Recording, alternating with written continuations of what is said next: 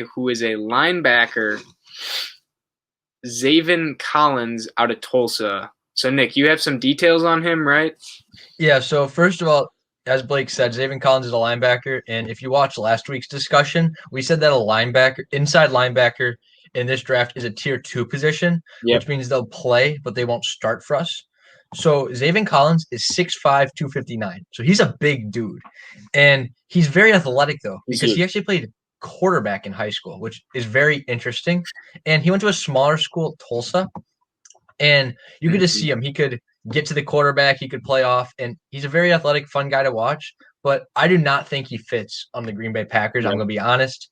He played a different type of defense over at Tulsa. He played a 3-3-5, which you don't see in the NFL. It's very interesting.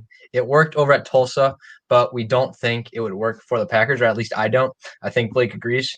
So he's a redshirt junior. So he redshirted his first year, but he actually started at Tulsa the next 3 years. And he was very consistent.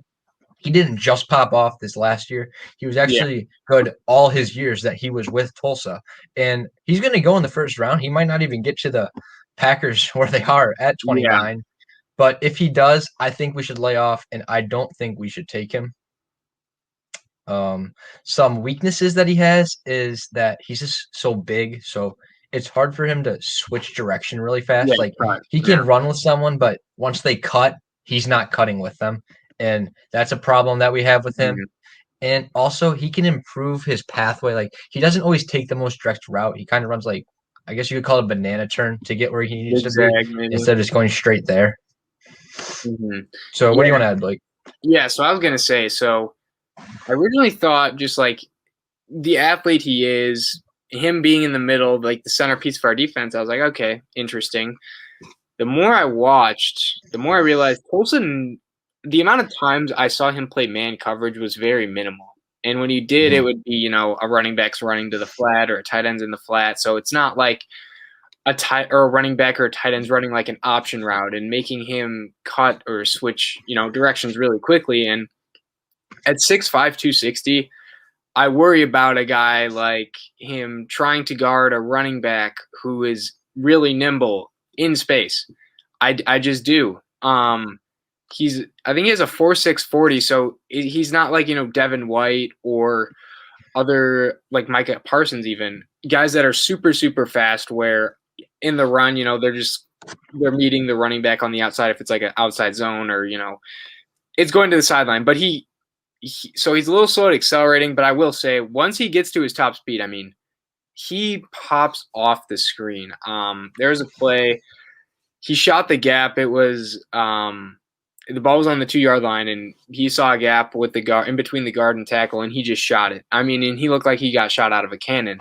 So he definitely flashes that like immense. Just you see the potential right there, but I worry about him in coverage and actually having to guard like a running back or a tight end. Would you think it's fair to say that he's good at reading the quarterback and like stepping into the passing lane? So like once the quarterback's ready to make the throw, but then he's not running with the receiver. So he's more like, I guess, a zone guy. Like he's kind of there. And he had 4 interceptions last season. He did. And he Yeah, returned 2 of them for touchdowns. Yeah, the thing is like the quality of those interceptions. Like one of them was like tipped directly up in the air and he caught it. And then a couple other ones were throws that were just like directly to him. And it's not like that's what I'm saying. He steps in the passing lane. He's not staying with a guy running route for route, but he's getting in the lane. Yeah, I mean, it was just like with those, like he was kind of just like in the middle of the zone and the quarterback threw it. It's not like he was like covering a guy directly and he jumped the route or anything. It was more of just like the quarterback didn't see him, and it was more of like I don't want to say lucky, but it's not him being exceptional. It's more of the quarterback not playing well. I was also disappointed with him filling holes on runs. I thought he could have done a better job. Like if you watch the tape, he was not the best run stopper. He'd get there, but I feel like Blake Martinez, who the Packers used to have, was better at that. And like Blake Martinez led the league in tackles for multiple seasons, or at least the NFC. And I don't see Zaven Collins like that. Interesting. I actually like Zaven Collins against the run. I mean, you did? If he gets like, I don't feel like many people are going to break too many tackles from him just because of how athletic he is. Like, if he does get his arms on you, like it's more getting there. It's more getting Yeah, there. he's not the best at like block shedding, I feel like. Hmm. If he's engaged with a blocker, like he's not tossing them around. And then another thing that he is pretty good at is like they would use him as like an edge rusher from time to time. And I just feel like that doesn't really fit the need of what the Packers want. Like the Packers need a guy who can cover Yeah. sideline to We sideline. we have Zardarius Smith coming off the edge. We have Gary coming Yeah. off the edge. We don't need Zaven Collins coming off the edge. Yeah, so we don't really need him off the edge. And Hmm. he's I think he's better against the run. He's not like a sideline to sideline coverage guy. He can play sideline to sideline against the run, but not in man or anything. And we already have Chris Barnes, who's already pretty good at that. So he's a little redundant in that sense, where you'd rather have a guy like Jeremiah Wosu-Koromoa, who is good in coverage, or someone else similar to that, as opposed to the Zaven Collins, the Micah Parsons of the world that are really good at blitzing. Because they both really are good at blitzing, and if they get in the backfield, like, yeah, the quarterback's going down, but I feel like we don't need like a guy who's a good blitzer at this point.